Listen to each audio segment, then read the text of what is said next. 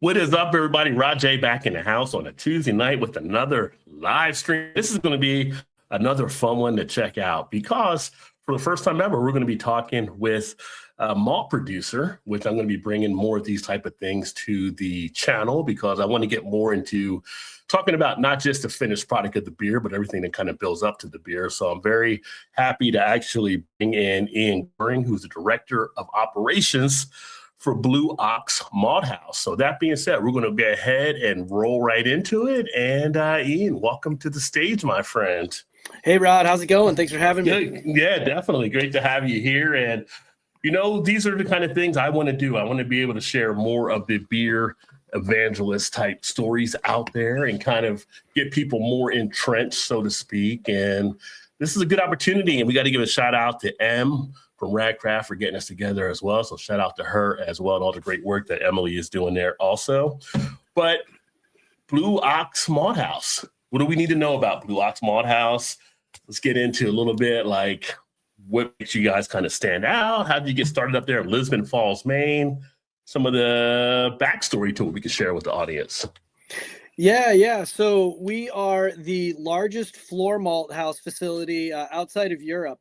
We just finished a massive expansion about a year and a half ago, which brought our total capacity up over about 5 million pounds. So that makes us the largest floor maltster really in the Western Hemisphere. So we are 100% floor malt at our facility, and we've got the full catalog of base malts and specialty malts with the new roaster that we brought online recently too. We're about 13 years old, and we were started by a guy named Joel Alex, who graduated, I don't remember the exact title of his degree, but it was something along the lines of sustainable economic agriculture systems. And he wanted to figure out how to make rural agricultural communities in Maine more economically sustainable. And so the major crop that's grown in Maine is potatoes. And in support of potatoes, they grow barley as a rotation crop to support that. Now, a lot of farmers were just turning that barley back into the field to help with the crop rotation, or they were selling it into feed for, pennies, really pennies, the low price on that.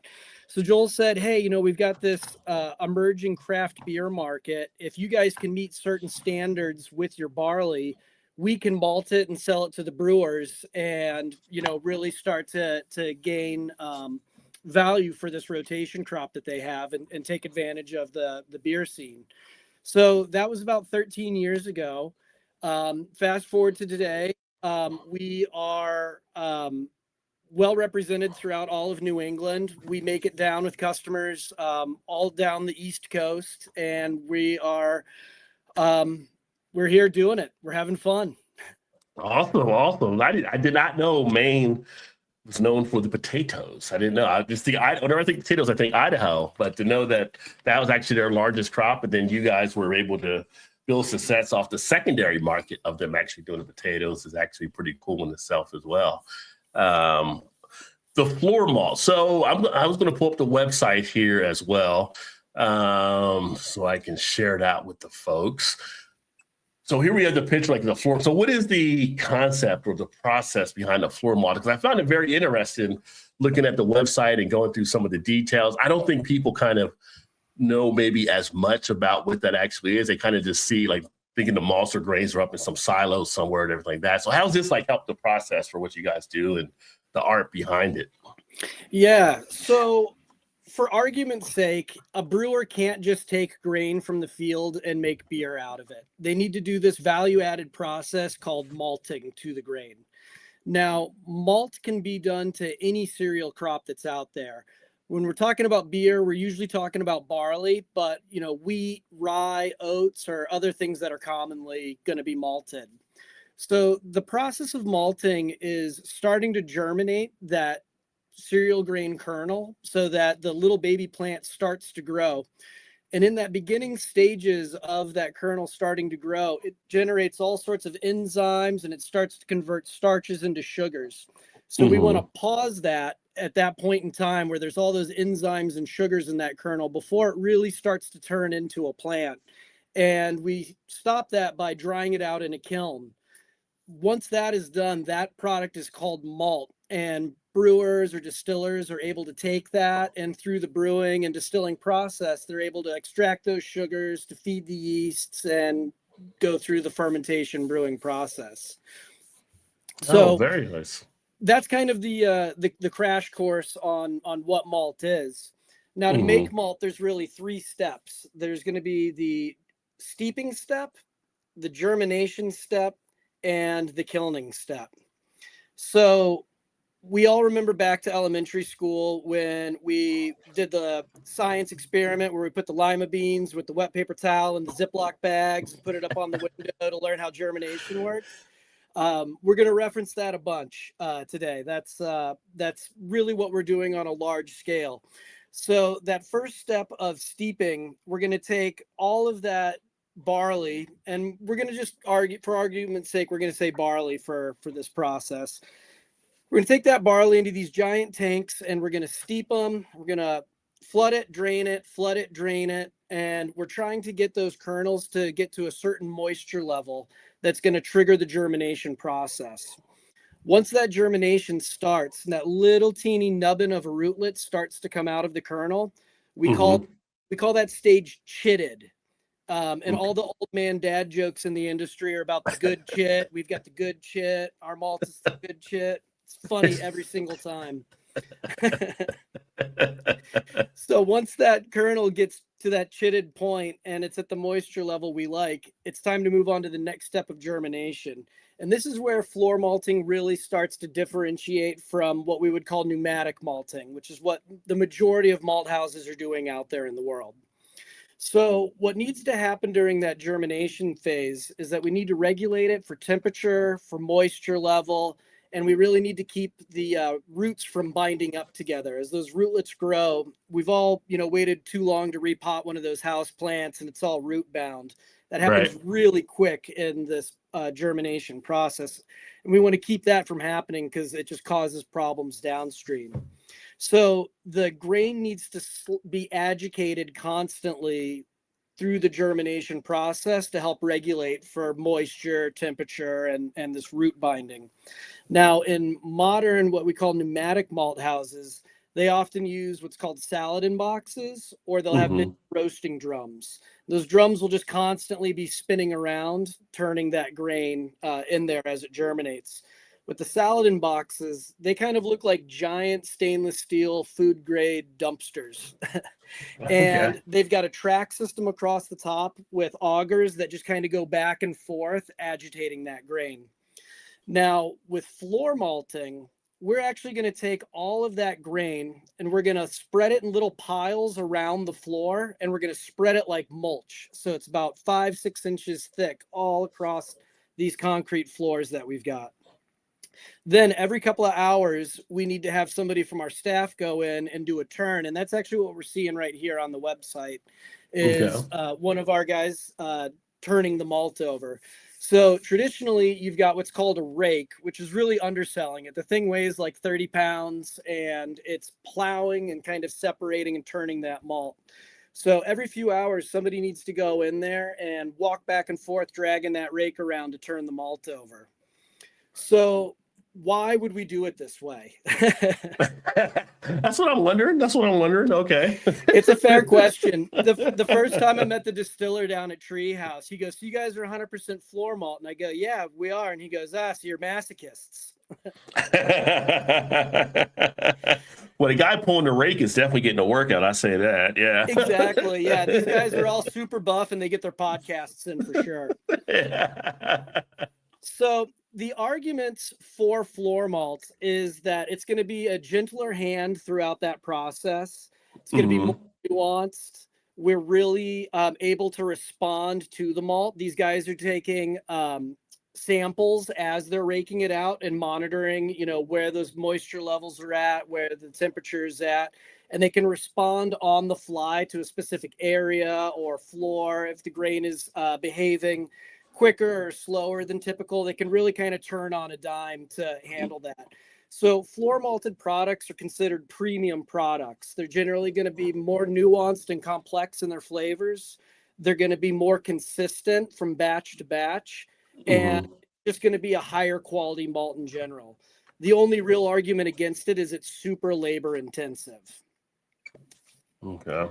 Now, with the pneumatic malting, it makes really good malt as well, not as necessarily consistent or nuanced as floor malt's going to be because it's not as gentle. But the pro for there is you can have one person make a whole lot of malt in one run. So on our big floors, we can do about 10 to 12 tons at a time. Some of the really big malt houses will do 100, maybe even 250 tons in a run. So we're just a drop in the bucket compared to the really big guys, but we're making a more premium product in the end. So the third step is going to be germination, or is going to be kilning. And that's going to be the same whether you're pneumatic malting or you're floor malting. All of the grain is going to get loaded into a kiln that's going to go through a different heating regimen. And depending on what those temperatures are and how long we go, we can get everything from a Pilsner. And with our kilns, we can get up to about a caramel 60 is about as dark as we can go with about as dark as we will go with our kilns. Okay. The roaster, if we're going to use anything darker than that. Gotcha. So would you say like the majority of the other malt houses, a lot of them are doing a pneumatic malting then rather than what you guys are doing there? So you're giving it like a little bit of that extra touch. Absolutely. Yeah. It's pneumatic malting it is by far the most popular form of malting out there. And that is what most malt houses are doing. And that's one of the things that we really take pride in is that we are doing it the old fashioned way. I like to, I take a little bit of pride in the fact that you could pull an Encino man and have a caveman come to our facility. And I'm sure they would be scared of all of the big shiny tanks and machines we've got, but they would see that grain on the floor. They would know, hey, those guys are about to make beer. And yeah, it feels good. It feels connected to the tradition of beer and malting. Yeah. And speaking of beer, so you're pouring a beer that I'm going to pour a beer here as well. So what beer are you pouring now? Is it one of the beers you actually work with at all? Or is it just something you kind of just have in the beer fridge? Yeah, so I am drinking a Tributary. This is a New Zealand Pilsner. I'm going to try to say that name. What? I'm not going to try to say that name. It's a New Zealand Pilsner. And this was a Blue Ox Northwoods collaboration with so Tributary Blue Ox Northwoods. I used to be one of the brewers at Tributary, and I also worked at Northwoods. So this was a fun one for me with a bunch of my coworkers all getting together to drink to brew this beer. And it's great. It's 100% Blue Ox on the malt bill, and there's a whole smattering of New Zealand hops in here. Oh, nice. Okay. So how many like breweries do you guys work with there? Like, obviously, it's got to be a good amount of handful. Is it mainly like more East Coast breweries, or do you guys go across the country? Like, yeah, we so in Maine, just about every Maine brewery you can think of uses us at some quantity. I would say reaching out into greater New England, we're pretty well represented in most of the New England states. I would say the big breweries that use us that people could find anywhere are going to be Allagash, Maine Beer Company, Dogfish Head, Bissell Brothers, breweries like that, Spyglass. okay. So those are going to be the more national reaching, Baxter Brewing. And we are available nationwide. We also distribute up to Canada a little bit as well. We make it into Quebec. Okay. So we are here to not just be local beer for Maine, but we consider our local malt for Maine. We consider ourselves local New England and local United States. If you're looking for premium floor malt that competes with the European premium malt, there's no need to import it in. We've got it right here in Maine for you guys. It's awesome. Okay, nice. And being up there, that's one of the things.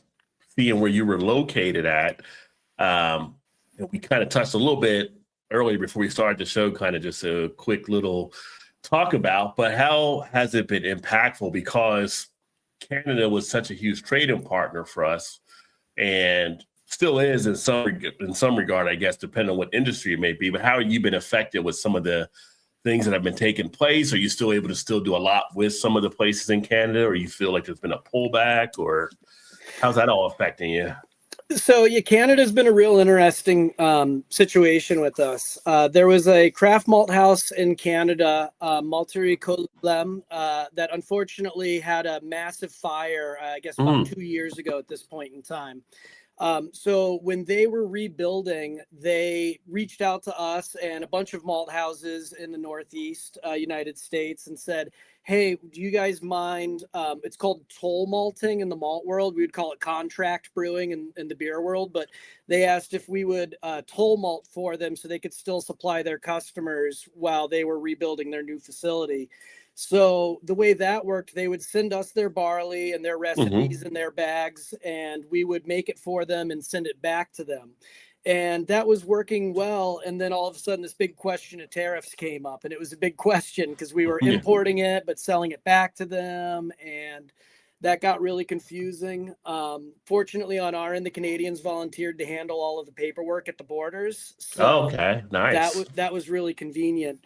For the products that we are making for our customers, that is almost entirely sourced from Maine, with whatever isn't sourced from Maine coming from usually upstate New York. That's mostly going to be organic stuff that just isn't grown in Maine. So, you know, at the surface, it seemed like we might be tariff proof, except for all of the power and fertilizer and equipment support for our farmers comes from Canada. And all of our bags come from Southeast Asia. So we were affected. Absolutely. It was. And beyond that, our customers were also deeply affected, particularly with aluminum going into their cans and their other ingredients as well. So it was a really, and still remains, a really confusing time for a lot of people, and what's going on and what are their costs going to be, you know, now versus next year. We just don't know. Right. Yeah. I mean, it's definitely been kind of like a wave type thing. It's up and down and up and down and up and down, or a roller coaster, I guess you could say as well. So kind of interested there. Go ahead. Oh yeah, I was gonna say, you know, one of the things that I think COVID really brought out when it came to supply chain issues, when COVID was happening and you were ordering ingredients from Europe and they might not be sending ships until they were full, and so it was kind of unknown time frames. One of the things that came out that's a best practice, that's always been a best practice, is diversifying your suppliers and keeping it localized as possible. If the docks are having strikes or ships from overseas aren't making it over, our supply chain and network to get things out to our customers was solid and never affected during that. And it actually brought a lot of people to us during that time because we did have a solid supply chain to them. We are, you know, within 25 miles of most of our customers, particularly our Portland customers.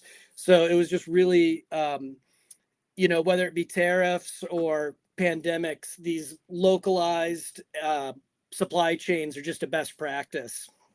Okay.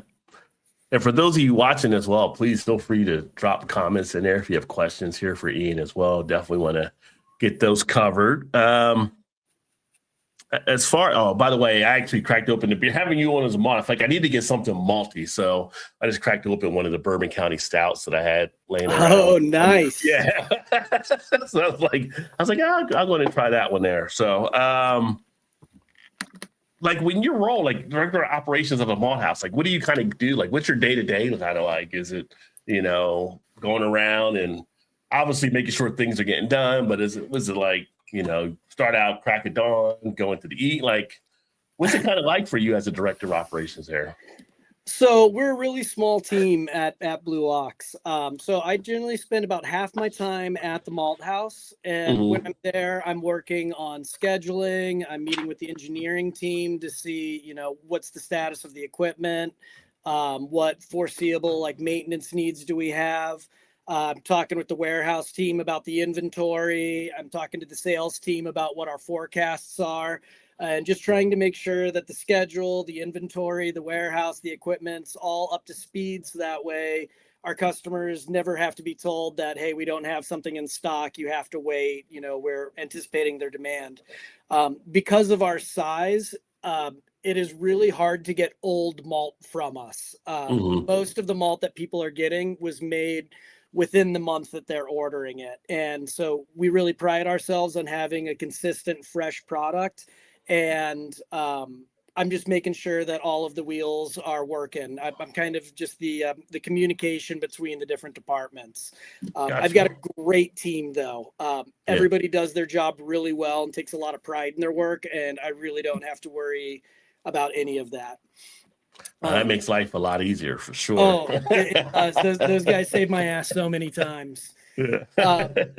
So the other half of the time when I'm not at the malt house, I'm doing customer support and supporting our sales team on that. So I'm not so much going out seeking new customers, but I'm working with our existing customers, checking in, making sure they're happy with, you know, what's going on, working on R&D projects with them, talking about their forecasts, and just being there to support our customers as I can.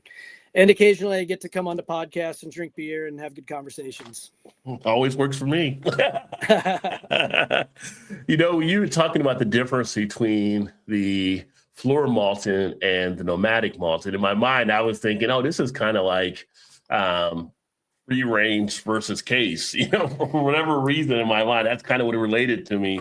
But saying that, one of the questions is, you know, why should brewers really care so deeply about malt selection in today's beer market? How much of an impact is that making to their product? Does that come up in any conversations? The concern that should be there? Like, yeah, people that might be, we know like some of the big boys, so to speak, like take shortcuts on some of their stuff. So malt can make that big of a difference, but are brewers like catching on to that? Like they know there's an importance of knowing what type of malt you're really selecting? Yeah, you know, there's just a handful of qualities that you can judge your malt by, right? You're gonna have the you know, how does it brew? Does it perform well? Is it going to convert and actually turn into beer? And how well does it do that? You know, efficiency stats are going to be wrapped up into the performance. How does it smell and taste? You know, does it have a flavor that I want to use for this beer or not? And price. You know, how much does this malt cost? We definitely win on the first two things. We're absolutely the best malt that you can get out there. We've got really awesome flavors, rich, complex, nuanced flavors in our full line. We are really high performing. We oftentimes have customers tell us that they have to rewrite their recipes to actually use less malt in a run because they get such good efficiency out of what they use. But because we're a premium product, we're not the cheapest option out there. So with I talk to any brewer that is telling me what malts they really want to use for their dream recipe. Hey, this is the passion project I've been working on here or there.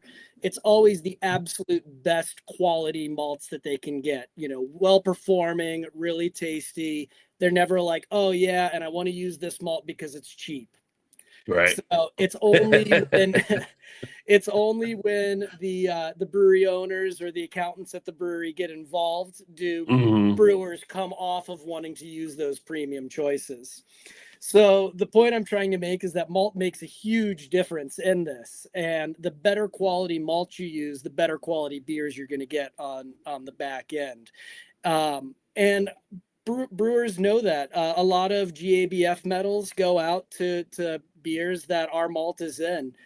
This year, Allagash's lager got a gold medal for lager that had our gold medal winning Pilsner malt in that. And so it's, you use good ingredients, you make good beer. And it's the same for food. The better your ingredients are going to be, the better your food is going to be. Yeah. And are you doing like the Allagash white as well? So is that like using your stuff there too? Because that's always like metal in it stuff also out there. So yeah. Yeah, Allagash is and always has been a great partner of ours. We are in Allagash white. We're in the lager.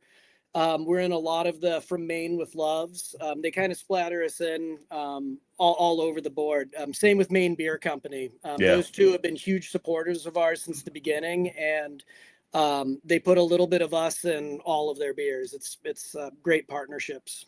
Excellent. Yeah, Maine Beer Company is one I need to definitely still get into.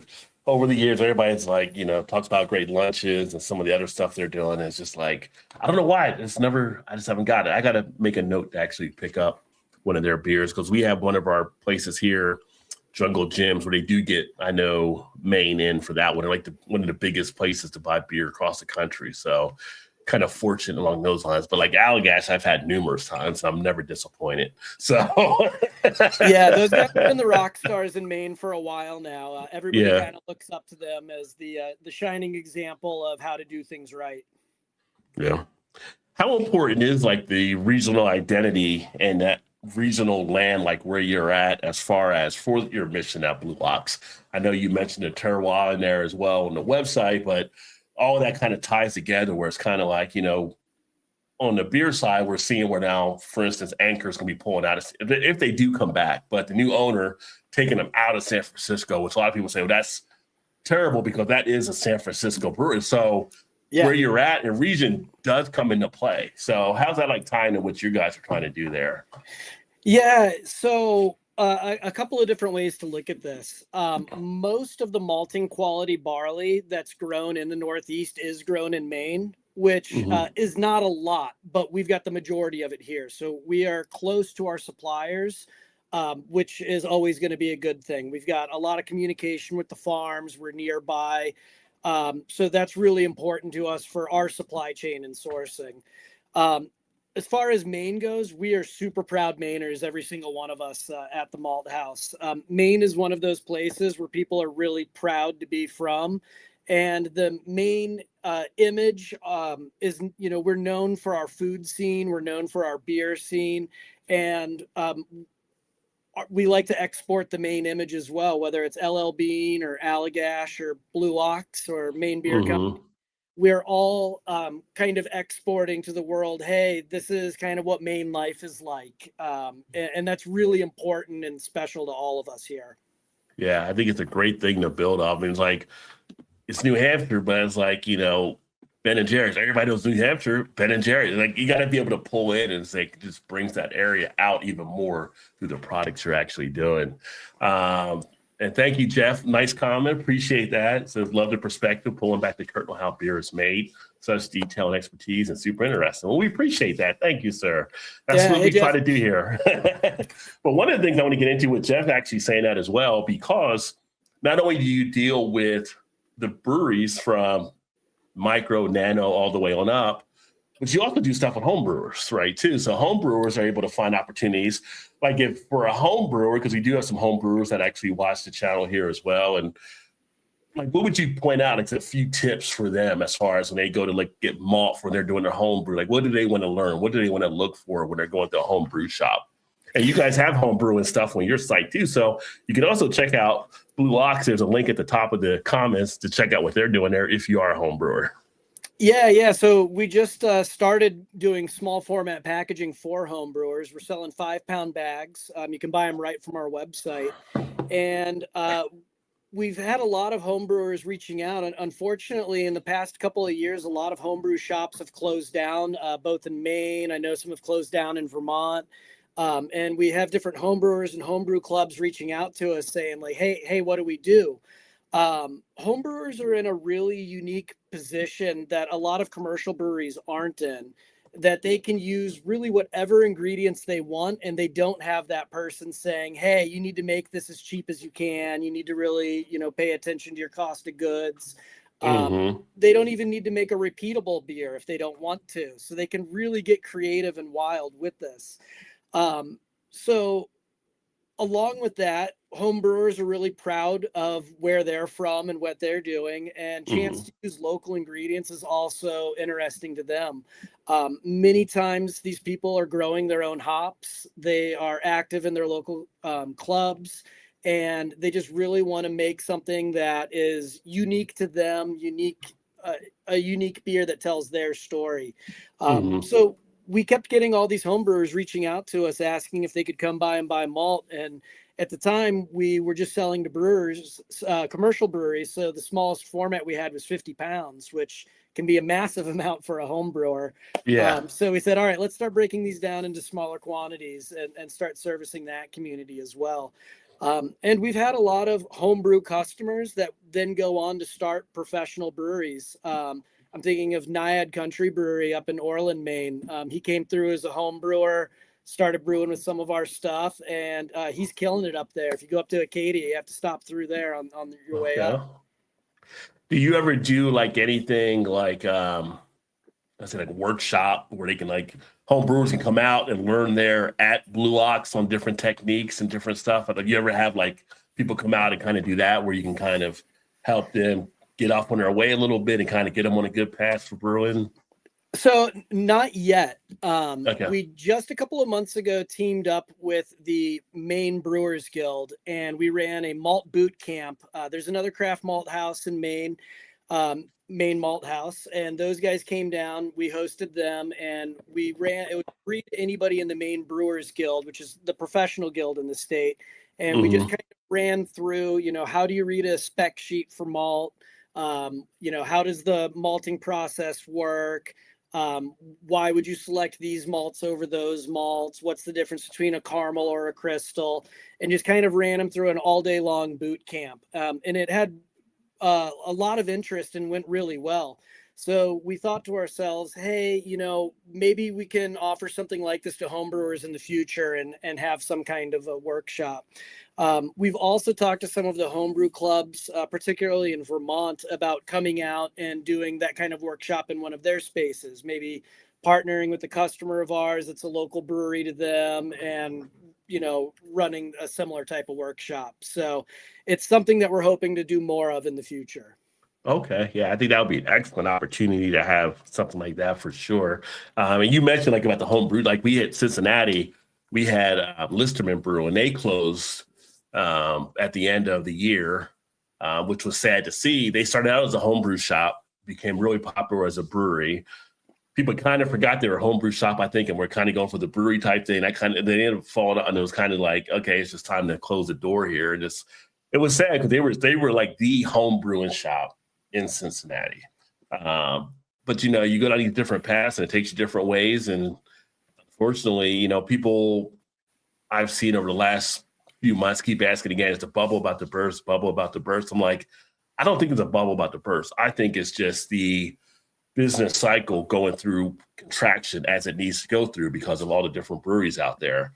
So from your perspective and the clients you're dealing with, is there concerns you're seeing out there about anything taking place? Or are you just kind of seeing this is also part of like the turning of the business model? Because we have 9,700 plus breweries across the country still, so it's not like we're hurting, but, Yeah. So the industry is down, and everybody is feeling it across the board. Suppliers, breweries, the industry is down, and everyone's feeling it.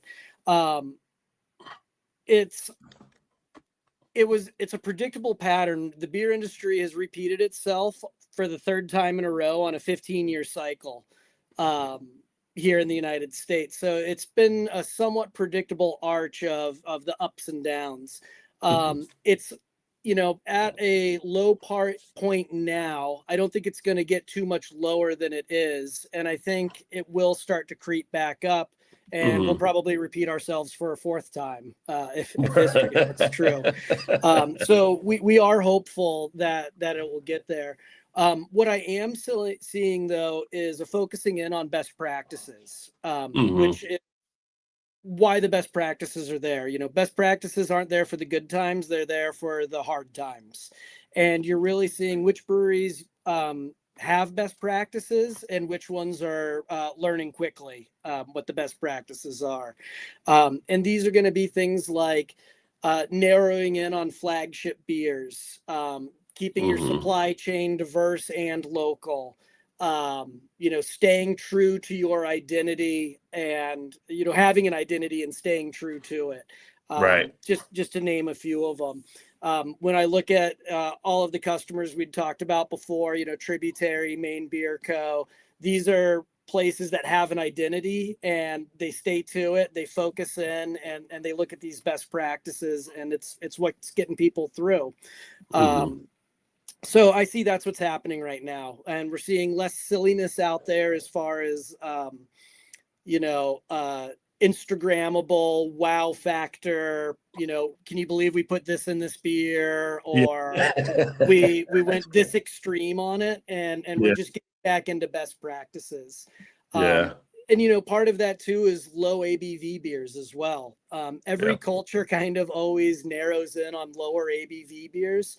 We're seeing non-alcoholics have a huge rise in this country right now as kind of a reaction to that. And across the board, I'm seeing ABVs drop down with a lot of our customers. I love it. I generally drink by what the lowest ABV is on the menu. I like to drink a lot, but I don't necessarily like to get drunk. So that's where I'm at. Well played. Well played. Yeah, it's funny. I was reading an article the other day, and I think we may have mentioned on we do a Midwest beer show every other Saturday. So we talked about this Saturday night. And it was about the reemergence. Well, I say the reemergence. They were talking about these new mid-level beers coming out. I'm like, that's not new. That's just a reemergence of the table beer. Like, nobody knows about the table beer style, it seems. But the table beer style was always like the 2.5% to 3.5% type area. It's just, it was more popular over like in the UK and over in Europe than we've ever had really here. But it's just like here, people going back to lagers. Now you're seeing this other style coming. I mean, so it's like the old always becomes the new at some point. So it's not. And the low ABV just makes so much sense, and that's why every culture kind of comes to it. I'm thinking back to I think it was the first CBC in Nashville. I went to a talk that was making session beers, and Will Myers from Cambridge Brewing kind of did the opening bit, and he was like, they're cheaper to make, you sell them for the same price, people are more likely to drink more of them. What else can I tell you? Like, talk's over. Yeah, I mean, from a financial perspective, that'll definitely make the bean counters happy, right? So yeah, absolutely. And it makes the servers happy too, because you don't have some guy that just drank 3 10%ers sitting there in front of you. So yeah. I said, what would be worse, like the 3%, 10%er guy, or a couple 4 or 5-year-olds running around? I don't know what that goes into, but we talk about the kids in the brewery on this channel at times, and it's like, I don't know which one would be worse, but yeah. It's a tricky situation with the kids at the breweries. Sometimes dogs at the breweries too. Sometimes the dogs and stuff too. But I gotta say, with some breweries, there's also a way to position yourself to be accepting of that, right? Like, so one of the breweries here, we were talking about this the other night, Mad Tree up, they have 2 spots, and the one they just created, they actually put an outdoor area just for the kids to run around. So instead of the kids coming over to the adult stuff and throwing all the cornhole bags on the roof or throwing rocks at the building, here's your own little area, and the kids can just go run around and do whatever they want to do over there, and then everybody can be over here. But I always say it always comes back to the parent, because the parent is the one that has to make sure they know what their kid is doing, which is always kind of curious sometimes when you see both parents drinking. Like, wait a minute, who's the one taking charge here? Because it's not going to be the server. They just should have to take care of them. It's kind of like, and then that's when stuff can happen when they're not being watched. I'm in full agreement with you there. But from a perspective, as we do drink a good amount of beer, and for myself, kind of being aware of it, but what would you say, like, how does malt influence flavor, mouthfeel, stability in beer more than people probably realize? So it is everything that you just said. The fact, it's a joke, but it's also a fact, is that you can make beer without hops. You can't make beer without malt. So true. It is probably the most important ingredient next to the yeast, which is doing all of the work there on the fermentation level. But the malt is where you're going to get the color of your beer. It's where you're going to dial in the body of your beer.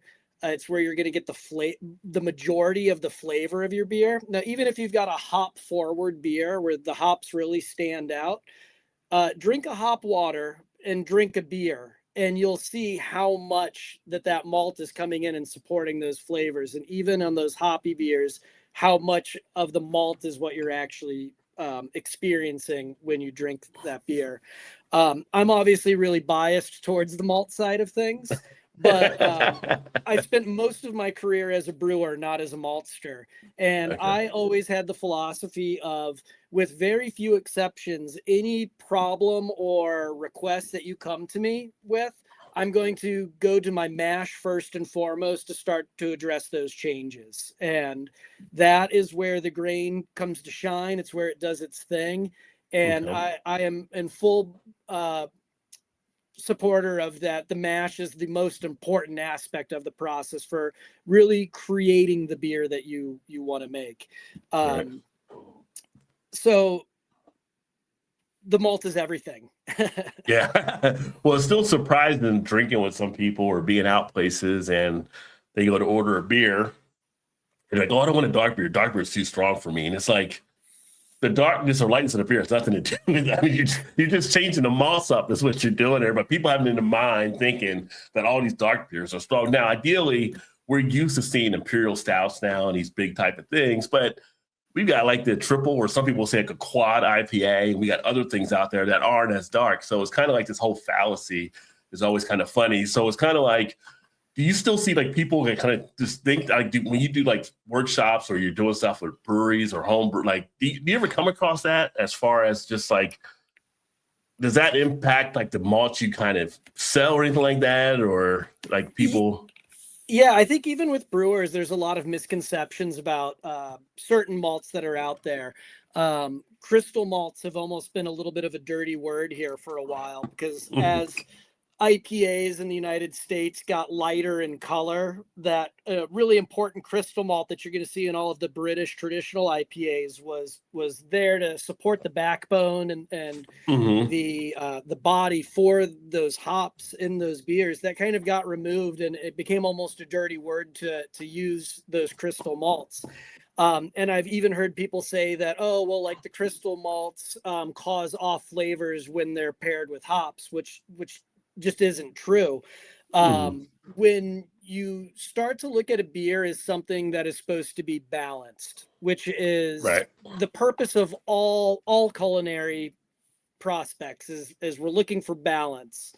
We might tip the hat this way or that way, but we're looking for a approachable, drinkable, enjoyable experience, and balance is the name of the game.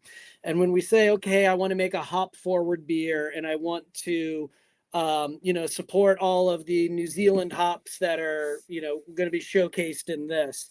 Well, this is a Pilsner, but there's not just Pilsner malt in this. We also used some kilned malts to add some body to that. We've got some malts that are going to add sweetness to help balance out the bitterness from those hops. And so we have these misconceptions about what should and shouldn't be used coming out of kind of this IPA culture, when really all of the full spectrum of malts are different tools that you have to deal with different situations. I think of them as different colors on your palette. You would never just say, oh, well, I only want to use 3 colors. You want to have the full gauntlet to approach, and create the beer that you want to make.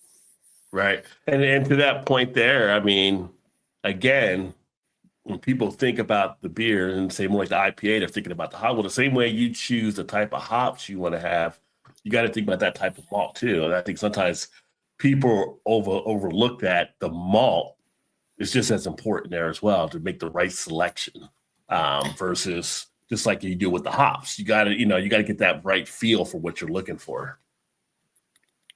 Yeah. Well, if you write recipes like I write recipes, the hops are the last thing you write in. I don't know, man. Hey, what's up, Paul? He's got a lot of knowledge. He might be beer Jesus or malt Jesus. I don't know. He's got a good beard. So there we go. And that's my buddy Paul from now it's mainly Stupid Outdoors. He used to be PA Brew News and P Outdoor. But Paul, he actually home brews. He grows his own hops. He does a lot of stuff in the beer as well. So a lot of good information there. I'm sure he's enjoying too. What style of beer do you think really showcases like craft malt, like as a maltster? Like, what do you think that really you're happy to put out there to really showcase the malts you're putting out from like Blue Ox? So I've always said if I can only have one beer from a brewery, let me have their Pilsner. Because I'm going to be able to tell, do they have good habits? Do they have good equipment? What are their practices? Pilsners, there's nothing to hide behind. So it is just, who are you as a brewer? What is your brewery doing? So I feel that way about our malt as well, because there's nothing to hide behind when you've got a Pilsner. You can't correct anything with the roaster. It is just, kind of the purest form of here is just a malt. How good can it taste? How can it perform? Our Yankee Pilsner is the Pilsner that we offer, and it is the lightest Pilsner that you can get on the market. We get a lot of new customers that kind of go on personal journeys to find the lightest colored malt they can and say, hey, this seems to be the lightest thing we can find. Right. And that malt is just beautiful. It really shines. It's pale malt is our number one seller right now, but I predict within the next year or so that our Pilsner might surpass the pale in usage. Everybody that has trialed our Pilsner against anybody else's Pilsner has favored ours. It won a gold medal in the Malt Cup this year, and it's just a beautiful malt. And I would say that's of any malt house. Try their Pilsner and learn what their process is. What does their grain taste like? What does their equipment taste like? There's nothing to hide behind when you have the Pilsner. Okay. And going back a couple things, just thinking here, we kind of talked about a little bit with the territory stuff, but as far as anything that you're seeing there, like any of the rising costs, grain, energy, labor, I mean, are you seeing anything outside of that? Obviously, you mentioned you guys being more of a premium type maltster, but are you seeing other things that are now impacting your pricing and availability, or maybe the competitors like you're seeing in this marketplace we're in? Yeah, so we'd mentioned before that the industry is in a sore spot right now. And so you're seeing everybody all of the different business philosophies come to play with how people are dealing with that. In the malt world, it's a race to the bottom right now. So malt is in this situation where barley is a global commodity. Now, two-row malting quality barley is globally grown almost exclusively for the United States craft beer market, which would make it a specialty crop. But it's tied in with global commodities with food grade and feed grade. So that's bringing the cost down on it quite a bit, the value down on the barley quite a bit just for that. Okay. Now, the United States is also not the top producer of barley in the world. It's quite a bit down the list. Canada number 4, Russia or the EU is number 1, depending on if you look at the EU as one entity or broken up into different countries. But a lot of these places have really deeply subsidized the costs of barley within their countries. So it's cheaper to get the barley to the malt houses in those places, and they can really outcompete the United States grown barley. On top of that, most of these big malt houses are owned by big international food conglomerates. And, those guys have sugar money behind them. So they can take a loss on barley, on malt, and gain market share. And that's what we're really seeing right now is the big international malt houses are at a race to the bottom for the lowest cost to try to steal all of the market share over. And essentially what's happening is the industry is getting Walmarted, where the big guys are coming in, they're trying to drive out the little guys. The little guys might not be their target, but if the United States and Russia gets into a nuclear war, they're not the only countries that feel fallout. So you're seeing big European-based companies that are buying out Canadian companies, other companies in Europe, and are just coming in very, very aggressive with low pricing. and they're driving the prices down across the board. Everybody has to drop their prices to try to compete and stay viable in this. Now, who's really hurting is the farmer. When you work this all the way back, the way I say it, this kind of sums it up, but this is true for the money as well. The consumer expects beer to be consistent and cheap, and they put that on the brewer. Right. The brewer puts it on the maltster. The maltster puts it on the farmer, and the farmer gets religious. Yeah. So what's happening is here in Maine, we're down from about 30,000 acres of malting quality barley that's being grown down to about 6,000 acres. Oh, wow. Yeah. It is, on top of that, barley farmers have taken a loss more years than not. I do a presentation where I show the 10 most profitable years of the craft beer industry, and barley farmers in the United States took losses on 8 of those years. Yeah. So they're not being incentivized to grow these crops, so they're not growing these crops anymore. And what's going to happen is if you don't have local suppliers growing barley, or local farmers growing barley, and you don't have local suppliers malting, we're going to be on a race back to the 1970s where everybody's got one supplier, all of the beer is the same, it's of low quality. Oh, nobody wants that. And ultimately, those guys could jack the prices right back up. So we really need people to start investing in their local infrastructure and their local ingredients, because there's a lot more at risk. If you want beer and you want to continue to have beer, you need to be able to invest in these things. And it's important for casual drinkers to ask their favorite local brewery, hey, where do you get your malt from? Do you use any local ingredients? How are you supporting the local infrastructure? I personally don't want to see the wide range and diversity of beers we have right now go away. Oh, no, I would definitely not want that. That's the whole shrink the Snickers bar and charge more for it type mentality. Exactly. But yeah, you mentioned about the producer. I didn't even realize as much until with the Russia-Ukraine war that was taking place, how big Ukraine was as a grain producer and exporter for what they were sending out. That was a huge, with them going under stuff, that was a huge hit for the beer industry, especially overseas, that were relying on the Ukraine for some of that stuff there. And you look at here in the States, because one of the things that came up when some of the tariff type stuff was, what is growing here? Like, well, you can't just grow like the grain here. You can't just grow like, the thing that we can grow here the most of is probably the hops and out, for some of the land. But when it comes to grain and others like grain and yeast, so we don't have the best areas to grow a lot of that stuff, right? So you have to rely on. That's correct. Yeah, the United States isn't necessarily the best climate to be growing barley in. Mm-hmm. Furthermore, a farmer can't just say, hey, I want to switch over and grow pumpkins now because that's what's making the most amount of money. To retool a farm is just as hard as retooling Ford to start making airplanes during World War II. It's a massive undertaking. You basically have to build a whole new factory. And the farming equipment is stupidly expensive. Harvesters are $1.5 million. So you're not just deciding all of a sudden that you're switching this over. And when you buy a harvester, it's only going to do maybe 1 or 2 different crops. It's not like I bought this harvester and now it can do onions or potatoes or barley. That harvester does that one thing. So it's not as simple as just, hey, let's grow this in the United States now.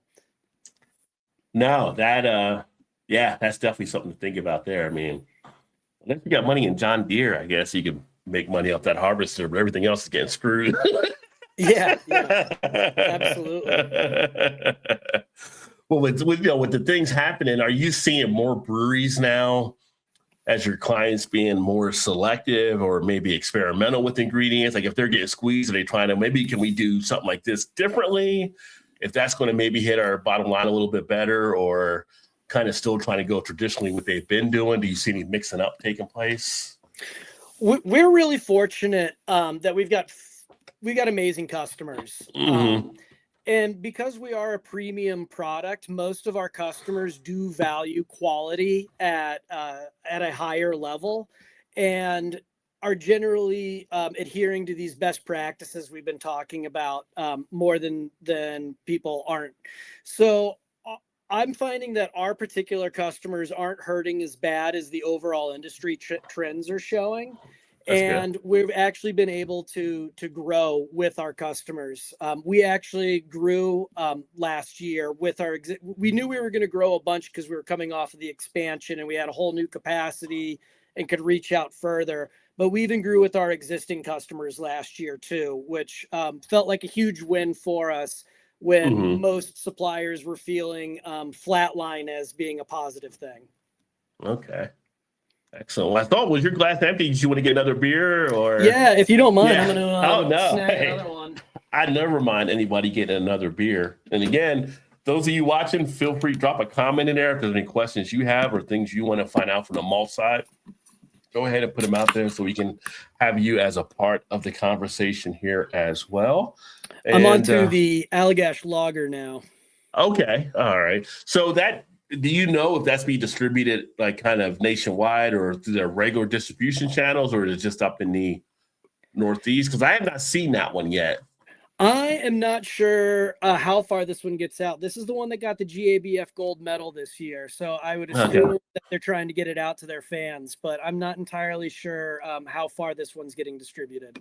Okay. I'll have to definitely keep an eye out for that one there as well to try to pick up there. Do you see more of the, we talked about, a great thing to highlight the malts being like the Pilsner. Are you seeing more brewers now?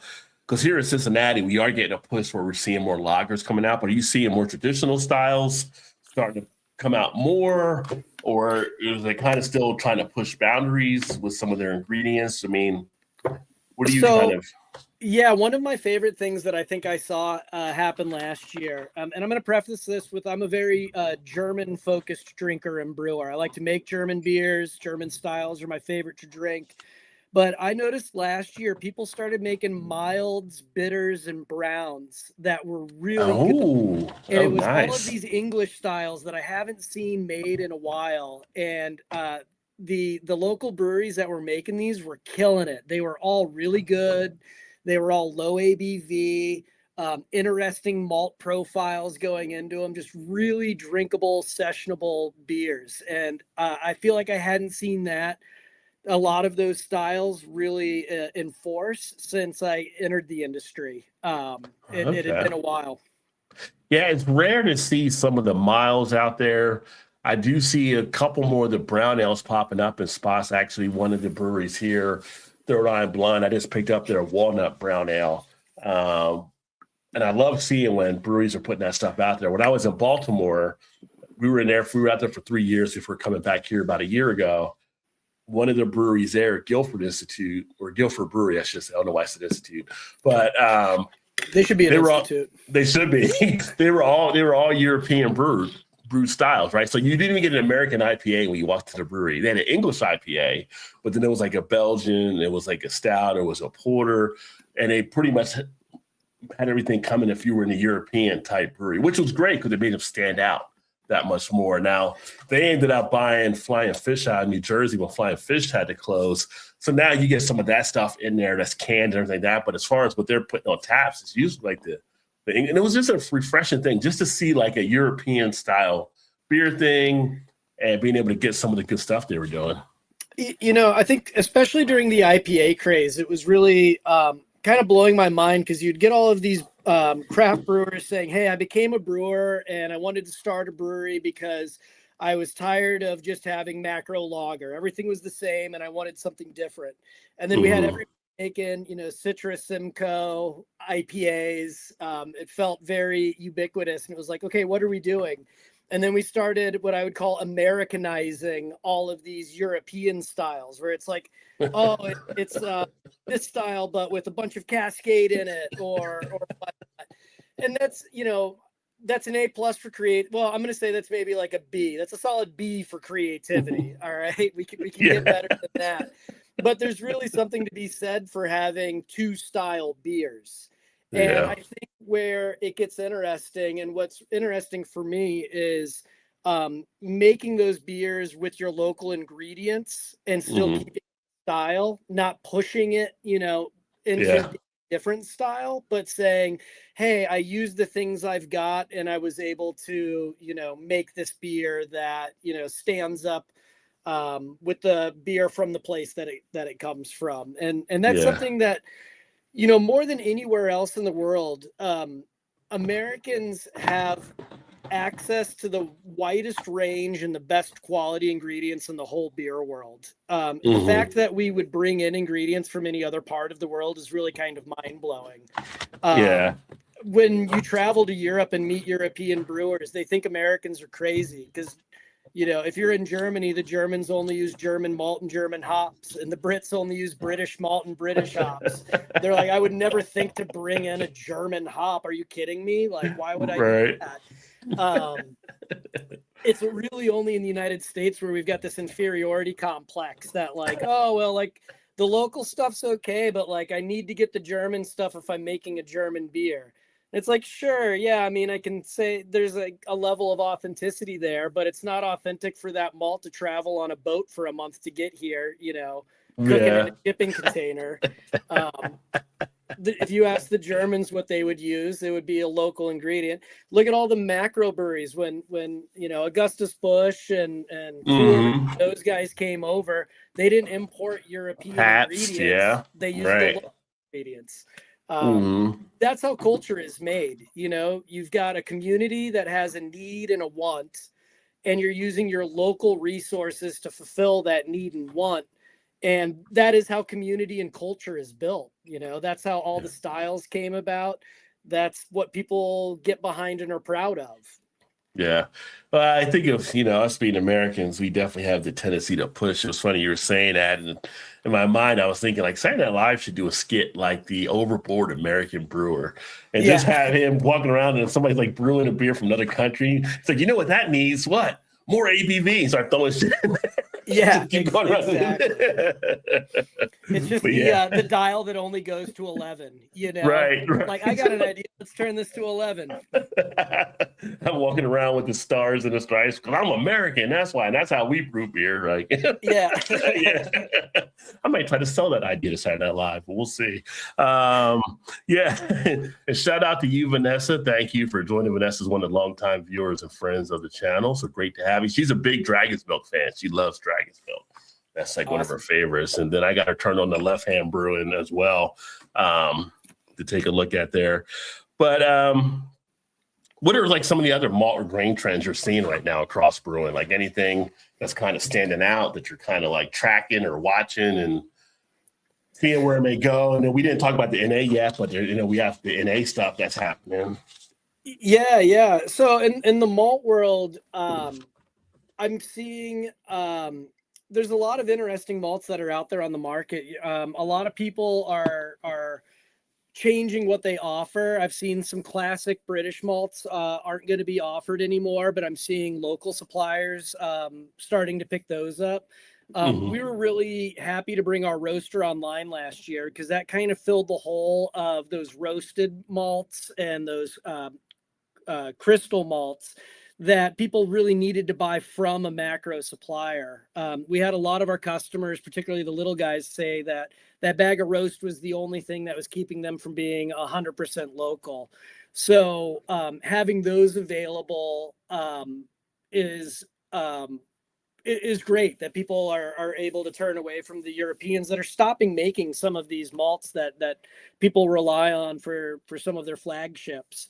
Um, the crop year this year was phenomenal as well. Every farm that I've talked to, 26 is going to be a really good year for beer. The barley crop was dream specs coming from the farms.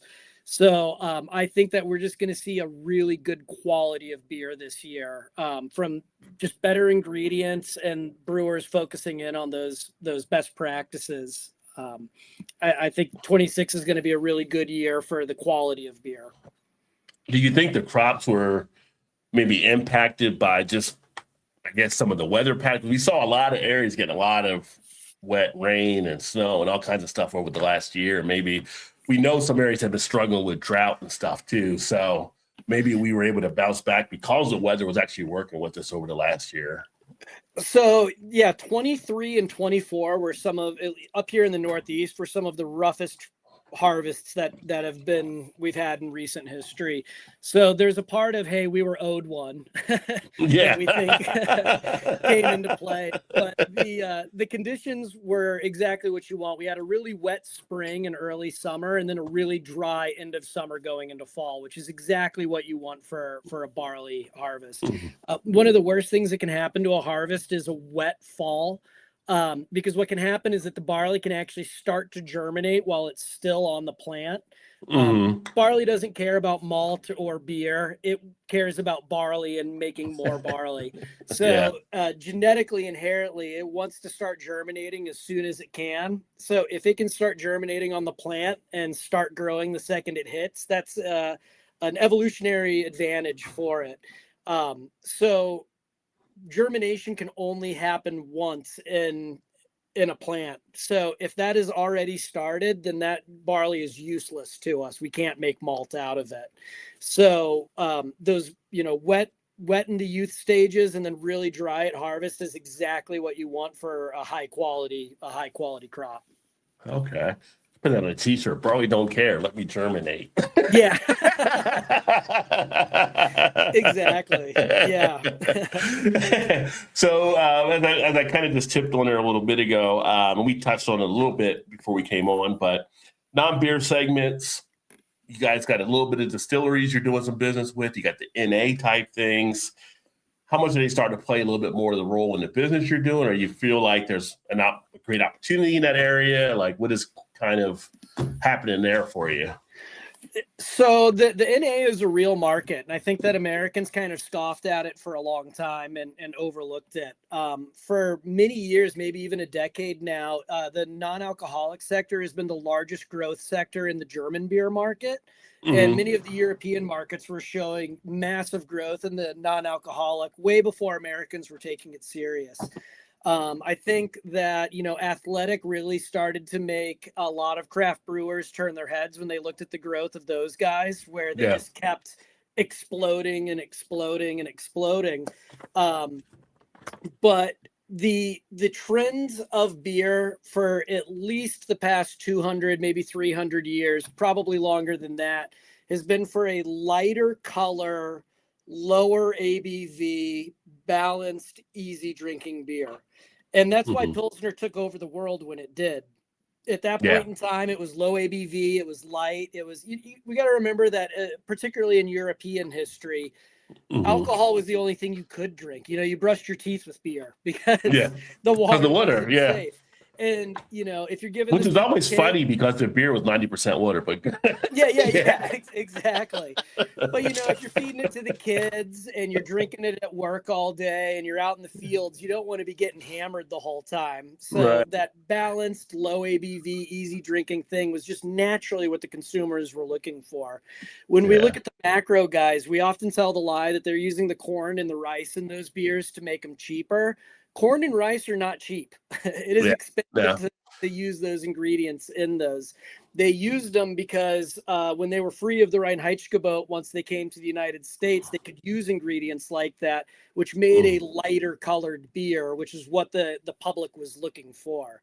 So to get back to the point you're trying to make, non-alcoholics make a lot of sense. That fits into kind of the end point where a lot of that trend is going towards. And I would say even in my own friendship group, brewers and non-brewers, it's split about 50-50 of people that either currently aren't drinking, or whether that be on a temporary or a permanent base. A lot of people are practicing temperance at a level that we haven't before.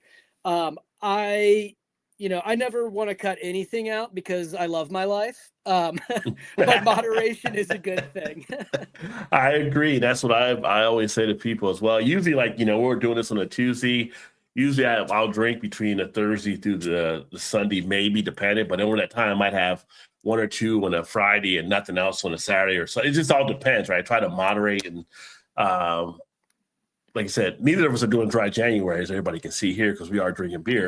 So, but I feel like if you're doing enough balance in between, there's no, for me, in my opinion, not a need to take a whole month off because you're already moderating and not getting after the stuff. But the NA does open up that opportunity for people to actually enjoy some stuff.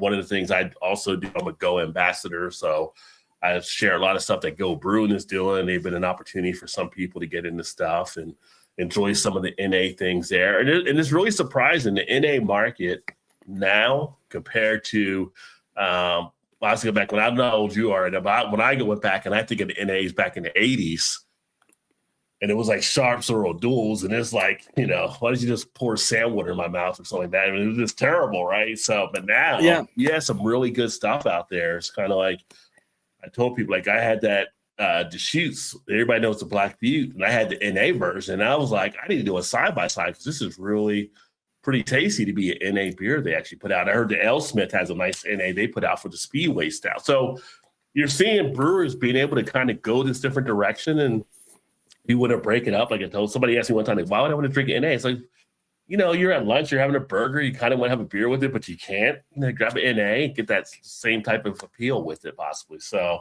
it's interesting to see. But you're also doing it with the distilleries. So you have distillery stuff happening, but you also have a couple THC stuff too, right? Like coming on board. So what are you all seeing like between the distilleries and the THC thing is now a question mark around it for what's going to happen over the next year. But yeah. Yeah, the THC isn't something that we really factor into our sales plan or our goals for the year. Some of our customers do contract make non-alcoholics, and then some of those do get turned into THC beverages. I wish I could tell you what those brands were to pump them, but I don't know because they're just kind of co-packaging those things for a lot of these people. That's a whole interesting world. I've got a lot of opinions about it I'm really conflicted about that, but I don't see that moving our needle professionally too much one way or the other. The distillery world is an interesting one. Whiskey is doing fairly good, especially with the new category of American single malt, which the TTB finally settled on earlier this year after years of closing the comment period. And surprise, surprise, it's basically the Scottish model, but, you know, put in United States wherever it said Scotland before. So we did see a little bit of a boom around that. One of the fun things that we do at the Malt House is we've got a smoker, and we do custom smoked malts. So we have very nice. A lot of distilleries reach out to us and say, you know, how down are you to play around? Which the answer is very. The weirdest thing we've done so far is a seaweed smoked malt. That was Treehouse's distillery took some of that, then there's a distillery on Long Island called Matchbook. They took some of that as well. And then we're currently, as we speak, smoking some Palo Santo wood malt for Matchbook. The whole malt house kind of smells like a hippie right now. It's an interesting one. But the with that happening, with the single malt becoming a thing for a lot of Americans, when they think of single malt, they think of those Isla style whiskeys, which are, you know, the peat smoked. Right. So we've had a lot of interest around our smoker, particularly in the winter, where we're doing a lot of smoked projects for distilleries, getting it out there. Excellent. That's the seaweed smoke. That's kind of interesting. Apparently, when they brewed with it, made the whole distillery smell like miso soup. You like some miso soup? Yeah. You like some miso soup? You ever go to the hibachi places? And they're like, "Oh, you get soup? Like, get the miso soup? All right, yeah. Perk up a little bit, yeah." Never know what's really in the miso soup. I just know it tastes good, though. Do you? Oh, sorry. Go ahead. What were you gonna say? Oh, no. I was just gonna say the whiskey world has been interesting. I keep waiting for my boss to send me down to Kentucky for a week. I think that'll be a lot of fun. You come to Kentucky, you better let me know because I'm right there on the border. So nice. We got the Kentucky Bourbon Trail. Yeah, definitely. That sounds great. Yeah. I'm a Scotch guy first and foremost, but if I'm in Kentucky, you know, when in Rome. You know, the funny thing about Scotch, and I didn't realize this until like, I think it was like 4 or 5 years ago. I was watching 60 Minutes one night, and they were doing a story about the Scotch barreling and all that stuff that happens over in Scotland. They barrel in Kentucky bourbon barrels, Yeah, whiskey barrels. absolutely. I did not know that. That was kind of interesting just to see. So they get the whiskey barrels over from America and they use them for the barreling. So that Yeah, was kind of a cool concept. Yeah, they can only use second use barrels for aging in. And it's really popular to age Scotch for the final couple of years in port or sherry barrels. But the sherry and port market is falling through the ground right now. So when you're in Scotland at these distilleries, they tell you if you really love Scotch, go buy a bottle of sherry or a bottle of port, because there's actually distillers in Portugal that are filling barrels just to basically dump the booze to sell the barrels to the Scotch industry, because the market has fallen out so much for them. Mm-hmm. Interesting. I was going to ask you, do you think drinkers are becoming more aware of ingredients like malt? Do you think they're kind of accounting to that now, similar to the way they do hops? Like, you'll hear people that'll say, "Oh, what's your hop favorite?" They'll be like, "Oh, I'm a Cascade, or I'm Galaxy, or but you don't really hear hops. I mean, you don't hear really malts as much being said as the hops. But do you think people are becoming more aware, or do you think that's still something to come down the pike? So the maltsters would love for our customer to care about malt. Yeah. I feel like a big part of my job is just explaining to brewers what malt is. It's a really ambiguous concept to your average consumer. You know, it kind of, you know, you say malt and they might know that it's an ingredient for beer or whiskey. They might think of Right. Whoppers and chocolate malt balls. I think a lot of people think of like their grandparents going to the soda shop and ordering a malt frap or something like that. It's a weird ingredient for people that most people don't have a context to. And so it's really hard for them to understand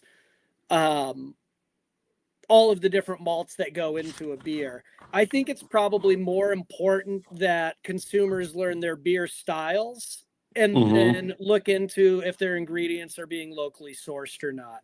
Because I think it's just way too big of a learning curve for a consumer to learn all of the different malts and be like, "Oh, well, you know, I really prefer there to be a touch of Vienna in my Pilsner versus a light Munich in there," which, you know, some brewers might not even be able to pick out those differences in those.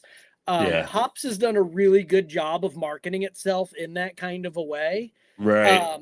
But I just don't think that you've got the educated enough palate and experienced enough palate with your average drinker to pick out a nuanced difference like the malt bill in there.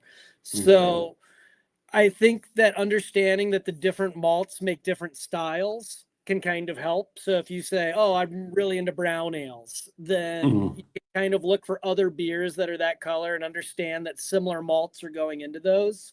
That's probably about as good as we're going to get with the consumers. And I'd much rather just have our consumers focused on getting locally sourced beers that are made from locally sourced ingredients. Gotcha. Yeah, because one of the things I was going to ask you is about how you thought the education played out in helping brewers so they can get the most out of the malts, like the education you were providing to them about the malts you're doing. Because we do see on the end result, you'll have bottles and cans, and it'll list the hops and it'll list the malts. So if somebody's you know, and again, it's probably more to the beer geek, but if you're looking at the bottle, you're like, "Hey, I've gotten this beer and it had the Vienna, and I had this beer, the Vienna, I had this beer, and I love them all. So maybe I'm a Vienna kind of person, right?" And then you get someone else, "Well, I got the Crystal Pills, and that's what I usually." Well, I think, is there a point? Maybe it's just a matter of time, because now people will see hops listed, now they see malts listed, and they start to build up their own little thing and kind of knowing their own characteristics, maybe.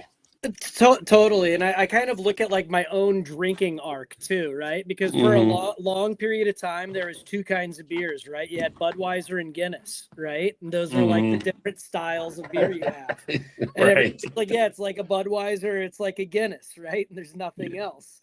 And then as you start to get experienced and as we became more educated as a beer culture, entering the early 2000s and going on, then all of a sudden you're starting to, I can remember living in Philly, it was like I had like a golden monkey, right? And Oh it was like, yeah. oh my gosh, like what, this is a beer? Like this is completely different. That's not a Guinness nor a Budweiser, Right. nor a Yingling at that point in time. Exactly. Yeah. Yeah. And so now we fast forward to 2025 and just about any beer style you can imagine you can probably find within ease. You probably have a local beer bar that brings in a variety of beers. And I tell my friends the first time I ever had a Goza, I homebrewed it because I had read about it. You couldn't find any really Yeah. commercially. I homebrewed a couple, was like, oh, this is pretty cool. Now I went out with a friend this weekend and was drinking Goza right off the menu. Like, oh yeah, of course they've Yeah. got Goza. Like, why wouldn't they? So I look at that, so for that 15-year, gap of time that I've been in the industry, I've seen the consumer get educated on all of the different styles of beer that are out there, and that's becoming more comfortable. And kind of on the back end of that, have seen consumers starting to educate themselves on the hops that were in there. So I think that, yeast and malt probably is in the stars, but I do think it'll probably be reserved for the nerds, the people that truly care. Yeah. Yeah. Yeah. The yeast thing is a little bit more than what the malts are for sure, but it was interesting. I went to CBC last year in Indy and just meeting with and talking with some of the yeast producers. So I feel like they're the ones left out in the cold right now trying to get in the door still. Like you got the hops are in, they're on the couch or whatever. Malts are kind of in that hallway, but then outside is still yeast trying to get in. So over time, maybe it will actually happen. And it's the education. It's always like who educates who to drive the best success in the industry, right? And again, if you're a beer geek, you're looking into a little bit more than your average type consumer, which I've been in many a time a store. The average consumer is just eyes glazed over on what they're looking for. And I ended up helping to pick out something. They're like, thank you very much, because I had no idea what to get here. They go out the store with the beer and they're happy for it. But what advice would you give to like small or new breweries when it comes to ingredient sourcing? Like, is there anything where when you have the breweries come in, you talk about the malts, obviously we talked about that, but do you give them any types of tips of advice or how to do the ingredient sourcing and kind of have, as much as it ties, we talked about having that local tie and all that stuff? So, obviously when I go into a brewery, they know that I represent a malt house and I've got an incentive to sell them my malt. So I tend to not just come in and be like, hey, this is what you need to do and this is what you should do. But I really just try to build a reputation with them first and foremost. I've been a brewer for a lot longer than I was a maltster. I like to see what they're doing, how they're doing it. Everybody's got their own philosophies, kind of see where they're at on their journey.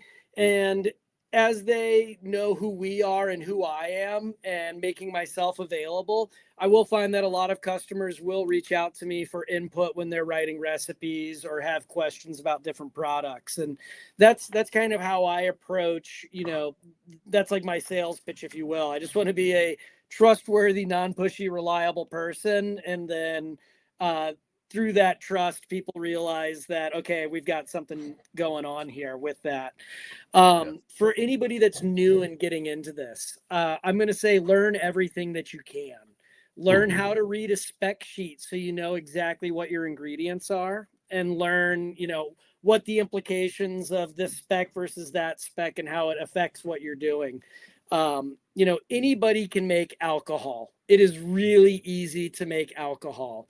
You can mess around and make something that's drinkable and even good. But intentionally making what you intended to make is where the good stuff comes in. That's where the great brewers live. And learning everything about your ingredients in your process and how to manipulate those to make exactly what you're trying to make is really what the point is as a creator, whether you're making beer or cooking or painting, whatever it is. It's doing what you intend to do with that. So just learn everything. Yeah, I mean, to testify that, I mean, the times when I did homebrew years ago, when I first started really getting more into beer, I wanted to kind of do that home brewing type angle and kind of pick that part up. There is something to that. It was just, and it's like, it's almost like playing golf. It challenges you, right? Because you got to do all this right stuff. It's the whole thing about the sanitary type thing. You got to make sure everything is perfect and it keeps you focused, stuff on it. And then you got to just be patient. That was the worst thing for me, was the patience. Like, I got to let it sit here for how long?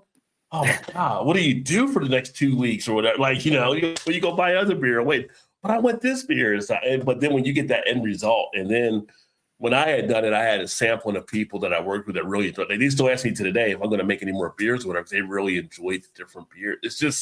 It's a cool thing when you get into it. And it was just like the experience of it all. It was just awesome in itself. And, for me, when I was going into like the home brew type things and looking at the different ones and sniffing the hops, looking at the grain, sniffing the grain, figuring out which grain to kind of do. There's a lot of stuff that's out there. So with you guys doing like a lot of the education on that part, I know it definitely helps out brewers, because just like the customer gets lost at the buying a beer, I can see brewers getting lost on choosing what kind of grain to actually pick up. They should. And something, a big mistake I see a lot of new breweries make or new brewers make, is that they're afraid to ask questions. Mm-hmm. We like to brag as an industry how friendly and community focused this beer Mm-hmm. industry is. And it truly is. Yes. I have learned over and over again that the breweries aren't here to compete with each other, but to help bring everybody up. Right. Right. The very first brewery I worked at was a little brewery that was across the street from Allagash at the point in time. And we had a day where our pump broke down in the middle of a brew day. Now, in other industries, the competitor across the street goes, "Hey, we're running a flash sale. You're down." Allagash sent over one of their brewers and engineers to help us get our pump back online and see us through the rest of the brew day. Yeah. And that really stuck with me, that is the way the industry is. I have been astounded at how open of a book some of the who's who in this industry will be with, "Oh yeah, this is my award-winning recipe," or "Hey, have you tried this?" or "I've run into that problem." Everybody's here to help you. And do not be afraid to pick up the phone and call your neighbor and ask a question. We're all here to help each other out. Yeah, I mean, it's astounding when you see it in action, because being at a few of the conferences and talking with folks, I mean, I pretty much worked my way into it as far as doing what I'm doing here and being able to tell and share the stories, and not actually being a brewer or a maltster or having it. But I was able, in the acceptance coming in, and people like loving to come on and share the stories of what they're actually doing and appreciating what I mean, it was just like a great community. It was just like, definitely, it's a high tide raises all boat type community. Everybody's kind of like, we're all in this together, and anybody can do any type of aspect to help out the industry. It's like welcome and just appreciate it, which is awesome. Because if you ever watch the history of food or whatever on the History Channel, like some of the food wars, you just see like them people get cutthroat on stuff. And you don't see that in the beer industry. Everybody's just like kind of helping out when they can. Yeah, and it's been a part of the history too. You look at like the Cologne Convention in Cologne, Germany, where all of the brewers in Cologne decide, "Hey, we're going to not compete with each other, but we're going to compete with the rest of the world. And we're all going to make Kolsch, and we're all going to make it to these standards, and we're going to help each other out, because it's Cologne versus the world, not Cologne versus Cologne." And so it's a tradition that has been there for a very long time and still continues to be there. And that's one of our biggest resources. This isn't just one of the oldest industries, it's one of the oldest literate industries. There is nothing new in the beer world. I always joke that a dictator takes over your country and the whole world declares war on you. We know what that does to a beer market. Vikings invade your shores. We know what that does to a beer market. There is nothing new that you are going to do or experience that isn't well written down or your neighbor hasn't experienced. So, learn everything you can, share with your neighbors, learn from your neighbors, and we all bring this up together. And Ryan, you are correct. Great beer does benefit everyone for sure. But how do you see like the role of like the regional maltsters evolving over the next 5 years? Like, what do you see like down the road? Like, do you see opportunity? Do you see batten down the hatches, tighten things up a little bit more, but you're still going to be okay? Just get through the storm. Like, anything that you kind of see out there on the horizon that throws anything up in your mind? You know, the small regional maltster has to succeed. They've got the cards stacked up against them. We don't have the support of our, we don't have the government support in the ways that a place like Canada does, Right. Supplementing the infrastructure, and subsidizing the crops and the transportation and things like that.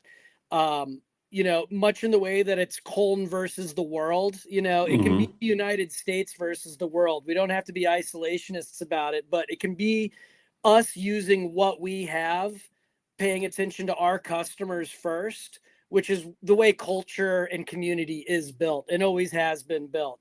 We've got customers that have needs, they have wants. We have local ingredients. We're really fortunate that we live in a country that has all of the beer ingredients local to us, particularly here in the northeast of the United States. We've got all of the ingredients local. Yeah, you're in a perfect spot. Yeah, definitely. And so using what we have to supply our people is really, like I said, that's how culture is developed. And it's also how good economy happens. Here in Maine in the Northeast, we talk about if the barley's grown here, malted here, brewed here, drank here, then the money stays here. And that benefits our communities. Yeah. It's why we started the Malthouse in the first place. We wanted to make these rural agricultural communities more economically sustainable. It's why we chose floor malt over pneumatic malting, because we have to hire more people and create more jobs to do it. We could do it more efficiently, but this benefits our community. And our customers really see that and value that as well. And that's why they put our logo on their can, and they like to say that they partner with us. And they put up plaques that say how many acres of local malt they've used. It's the story that people want to know. Nice. And it's the story that people want to be a part of. Oh yeah, I'm sure. One thing I don't see really with malt, and you'll see it with beer, obviously, but occasionally you'll see it with hops. Do you get like any of the AB and Bevs or big boys trying to get into purchasing or trying to get into the malt market, or they kind of stay over where they're at? Because I know like they've done stuff going after hop farms before, but I've never seen really anything on malts at all. No, I've had them reach out to me looking for malt for special projects, which is always kind of a like, hey, so I got an email from so-and-so, and it's like, oh, really? Like, what did they want? And they're not really coming after us. They are customers that can buy and own their own farms and their own supply chains, and they do. Right. And so they kind of work in their own world, and we kind of work in our own world. And particularly, well, I guess in the barley world too, but much in the way that, like military or racing or, some of these high technology, like NASA things, develop new technologies that eventually work their way down to the consumer level. What the big guys are doing with their fields, whether it be hops or barley, some of that technology and knowledge trickles down, and we all get to benefit from that. So I'm not really worried about those guys coming in and taking over us in the way that a regional brewery might worry about those guys. Gotcha. I'm more worried about the international suppliers. Okay. Interesting. They're the Walmarts in our world that are trying to kill the local suppliers. Yeah. Oh, okay. So they're trying to come over, and I'm kind of thinking you're probably getting a big push out of like China and then some of the Europe type stuff. But China's a huge one, kind of doing a lot of the grain stuff too, right? Well, yes, but China's interesting because China keeps everything in China as far as the beer world goes. Okay. For ingredients. So there is cultivars of hops and barley that are grown in China that we don't even know about over here as Westerners, because they all go into snow lager or Qingdao, and Yeah. that's it. They keep it internal. China's way more interested in selling us brewing equipment. I even get the emails on the brewing equipment. Like I'm not a brewer. I'm like a podcaster. I do things like I get these emails. Hey, we can sell you this amount of size barrel. Like I'm not in that part of the industry. I don't know why you're contacting me, but yeah, they see anything with beer, they fire you out in direct mail email. So yeah. Yeah. I probably get an email every day asking if I want to buy a centrifuge. Right. Well, what excites you most about the future of Blue Ox and the beer industry as a whole right now? For the beer industry, I'm really excited that it seems like people are making beer that tastes like beer again, and narrowing down on those best practices. I'm just happy for sensibly well-made beers, and that's what I'm starting to see this year. And I think 26 is going to be a great year for people using quality ingredients and making just really good, sensible beers, not looking for that like, wow, I put Fruity Loops in this beer and isn't that novel, come check it out, but just saying, you had a hard day at work and you got home, this is the beer you want to drink, Right. which Yeah. I think there's a lot of value in that, and there's always been a lot of value in that. So that's what I'm really excited for in the beer world. For Blue Ox, I'm excited to keep on growing and reaching out further and further. This past year, we made a big move to really own our own backyard and bring the rest of New England into the fold. And I'm excited to just keep learning and experiencing these new breweries as we bring on new customers and seeing what they get to do with the products. Gotcha. Okay. And we got a question from Ryan, who is one half of Cincy Brew Dads here in Cincinnati, where I'm at. So they've got their channel. If you haven't followed Cincy Brew Dads, check them out. But question for Ian. Okay. Top 3 beer styles. All right. So I always say that Hefeweiss was the beer that made me want to become a professional. Kolsch is the beer style that I would stake my career on. And I probably end up drinking Pilsner the most. Wow. There you go. That's kind of an interesting mix, just because what you see nowadays, like you mentioned, you like getting traditional type stuff, and it's like somebody throws an IPA out there, or somebody throws a stout out there. But I like how you stayed away from it. For me, I've been a bigger fan over the last year and a half of Roush beers. I've been loving the smokiness coming out. So that's become one of my favorite styles to go to. And sometimes I just wonder if people are kind of brainwashed into thinking about IPA because that's all that's put in front of them. When they get opened up to other stuff, they're like, oh, this is different. I like this. This is different. But breweries are also afraid to maybe put other stuff out because if they don't sell it all, they get left holding the bag and they lose money on it. I think it becomes a business decision. But I just think there's so much opportunity for other styles. And talking about Ryan, last Friday, we actually went to one of the breweries here, Nine Giants Fermentorium, where they do like small batch and experimental brewing. And I prefer that to the actual brewery because they're doing other stuff that's not being done by everybody else, which is a cool thing. Yeah. And I think that this goes back to that having an identity and sticking to it concept. I saw way too many breweries over the past decade say, oh, well, you have to do the IPA if you're going to stay in business. You have to do an IPA. And I get that. I definitely see the numbers. I understand how those economics work. I keep bringing up Allagash as an example, but I joke that if Rob Todd was your current Brewery Day owner, Allagash would have the best light lager in New England. Yeah. Because when he was going around trying to get people to buy a Vit beer, when nobody had heard of a Vit beer and light lager was king, he could have very easily said, well, you got to have a light lager if you're going to make a brewery, be successful. And he wouldn't have been wrong in saying that, but he had an identity, he had a goal, he stuck to it. And it shows, that brewery has an identity now, and they get respect from the Belgians for making Belgian beer.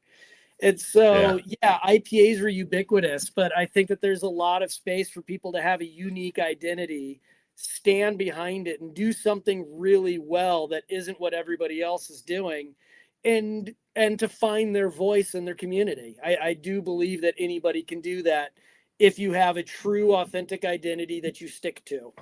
Yeah. And I got to say, I'm going to give you some applause there because you said Vit beer.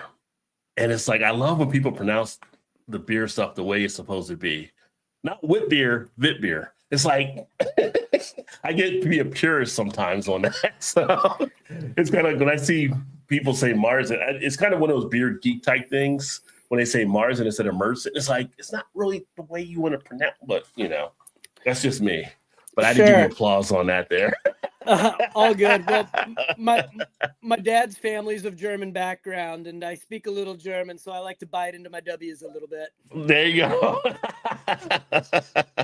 Well, that is awesome that you actually did that there. And Ryan said definitely 3 strong styles. So yeah.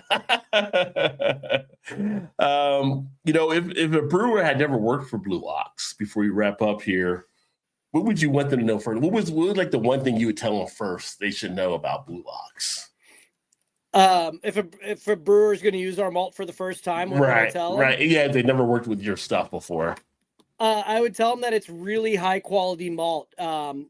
Make sure that you check your mill gap when you're using it for the first time, because it's going to mill different from every supplier and every grain. You should be checking your mill gap all the time, but a lot of people are surprised by how efficient our malt is, and usually overshoot their numbers the first time they brew with us.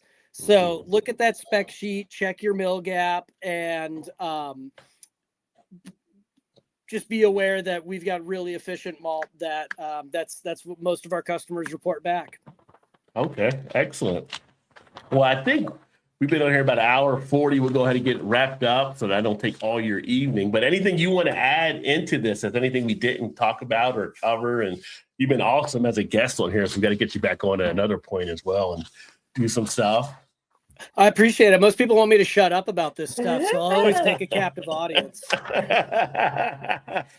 And for argument, I have moved on to a non-alcoholic for my third one. This is a all Blue Ox non-alcoholic Pilsner style from Baxter.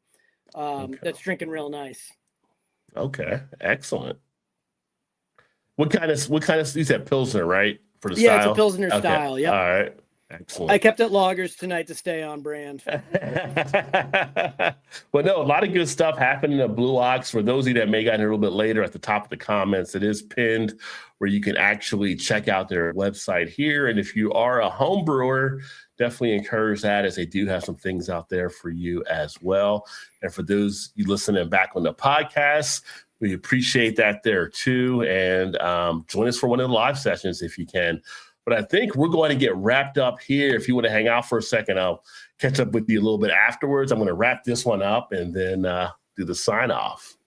Sounds good. Yeah, I appreciate everybody coming out and listening. And please reach out, Ian at blueoxmalthouse.com. If anybody has any questions, follow-ups, we're here for you guys. We're here for the brewers. We're mostly brewers working at Blue Ox. So we like to joke about how we're brewers making malt for brewers. And we're here for the brewers. So please don't hesitate to reach out. And we love hearing from you. Yeah, definitely. Drop a comment. If you're back on the replay, you want to get a hold of Ian there as well, just drop a comment and get you set up. But that being said, Ian, I'll put you back in the green room for a second. I'll wrap up here and then we can talk a little bit after. All right. Awesome. Cool. All right, guys. So before I wrap up here, just to give you a little bit of an update just on some stuff. This Thursday night, we are back with the Thursday night live stream. It's been a long time, but a lot of you had asked before about doing it on Thursday nights. So I am coming back. Todd will be here. We're going to start the Thirsty Thursday live stream, something new. Try to get Shannon on and a few other folks as well. So make sure to tune in for that. Next Tuesday night, I am going to have Julie Rose on from Kick Fizz. We're going to be talking about her THC company and the THC drinks. I'll have an unboxing taking place a little bit later this week on what they actually sent out before we head into that show. So stay tuned for that. We'll still have the Midwest Beer News to follow on Saturday and a few other things happening. So just want to make sure I keep you guys in the loop to stay tuned. But big shout out and thanks again to Ian for coming on tonight from Blue Ox. And I will look forward to catching up with you guys in a couple nights here. Oh, it's going to be a drinking week for sure. Cheers, everybody, and talk to you then.